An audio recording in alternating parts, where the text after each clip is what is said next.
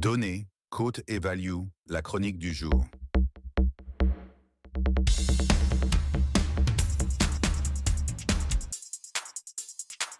Bonjour à tous, bienvenue dans la deuxième chronique de la semaine. Retour sur les analyses des matchs de mardi 13 et mercredi 14 mai.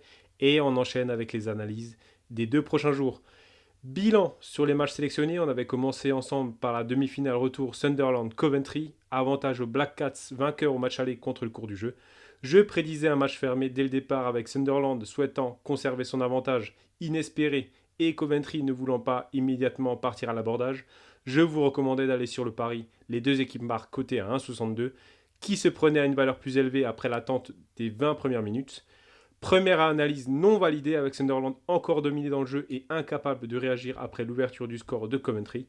Qualification au bout des prolongations tout de même contre toute attente pour Sunderland en finale à Wembley contre Sheffield United.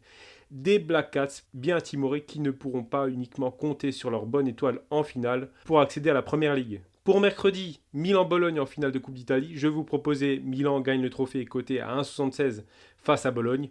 Un adversaire contre lequel Milan n'avait perdu qu'une seule fois lors des 10 dernières confrontations. Match très animé en début de match avec Milan maladroit pour concrétiser deux belles occasions, puis une totale baisse de rythme entre les deux équipes.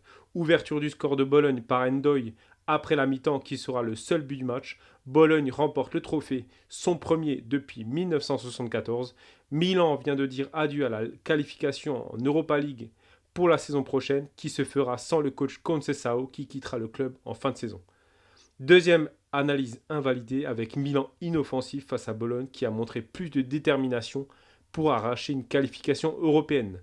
Groningue, Ajax Amsterdam, suspense aux Pays-Bas avec l'Ajax qui s'est effondré ces dernières semaines et qui ne comptait plus qu'un seul point d'avance sur le PSV Eindhoven en championnat. Je mettais en avant les 3 buts dans le match coté à 1,50. Compte tenu de l'historique entre les deux clubs et de la fragilité actuelle du club de la capitale, 3 buts dans le match validés et encore une quatrième contre-performance d'affilée pour les coéquipiers de Jordan Anderson qui semble avoir perdu un titre pourtant promis il y a encore un mois. Real Madrid-Majorque, plus trop d'enjeux pour le Real qui finira avec une saison blanche et un effectif grandement diminué par les blessures. Je vous mettais en avant la valeur de 1,65 pour Mbappé buteur qui venait de marquer 6 buts lors des 3 derniers matchs de championnat et qui était en lutte pour le titre de meilleur buteur de Liga avec Lewandowski. Pouvait se tenter également les deux équipes marques cotées à 1,84 avec la longue liste des absents des joueurs du Real Madrid sur le plan défensif.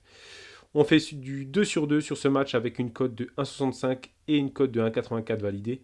Bilan, on fait un 3 sur 5 en termes d'analyse juste, soit un 60%, et une moyenne de cote de 1,67. Bref, statistiquement, on fait du surplace en termes de ratio gain et perte. Pour jeudi, un seul match en analyse, derby catalan entre l'Espagnol Barcelone et le Barça.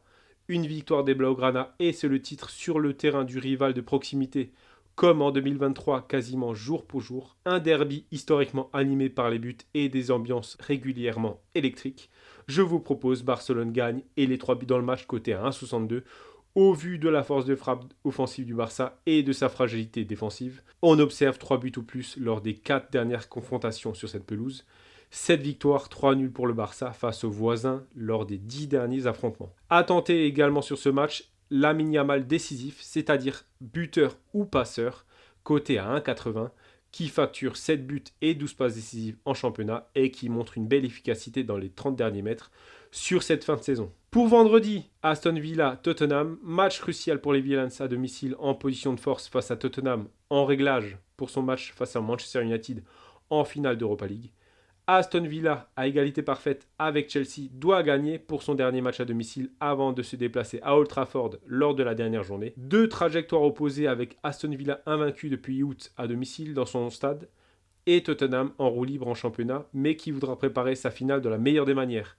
Une tendance entre les deux clubs niveau confrontation, Tottenham a marqué au moins un but ou plus dans chacun des 18 derniers déplacements à Villa Park, toutes compétitions confondues. Aston Villa a d'ailleurs concédé au moins un but dans 83% de ses matchs cette saison dans son stade.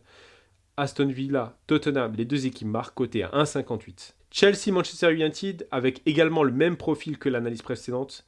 Chelsea pour son enjeu de qualification en Ligue des Champions et Manchester United en pleine répétition générale avant sa finale inespérée contre Tottenham. Attention à Chelsea qui a tout à perdre.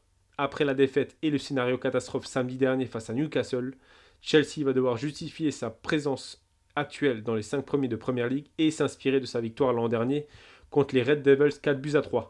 Niveau historique récent, un équilibre parfait avec 6 matchs nuls et 2 victoires pour chacune des deux équipes. Au vu de l'importance de l'enjeu pour Chelsea et du manque d'efficacité offensive ces dernières semaines, complémenté par l'absence de Jackson, de Nkunku et de la méforme de Palmer, je vous mets en avant le moins 3,5 buts dans le match, coté à 1,56 qui passe lors de 7 des 10 derniers matchs. Peut se tenter également la belle cote de Bruno Fernandes décisif, valorisé à 3,25, buteur face à Chelsea lors de 3 des 4 derniers duels avec les Blues et qui propose des statistiques héroïques dans une saison bien terne à Manchester, 19 buts et 17 passes décisives, toutes compétitions confondues pour le Portugais. C'était la chronique du jour, on se retrouve dès samedi pour vivre le dernier sprint de Ligue 1, la dernière journée de Bundesliga et la course au titre au Portugal. Pensez à vous abonner à la page à Instagram Aerotime Podcast et à m'envoyer les résultats de vos paris. C'était Aerotime Sport et Investissement, votre podcast pour monétiser vos connaissances sportives. Bonne journée tout le monde. Construisez avec passion. Merci d'avoir écouté Aerotaine. Restez informés et revenez structurés.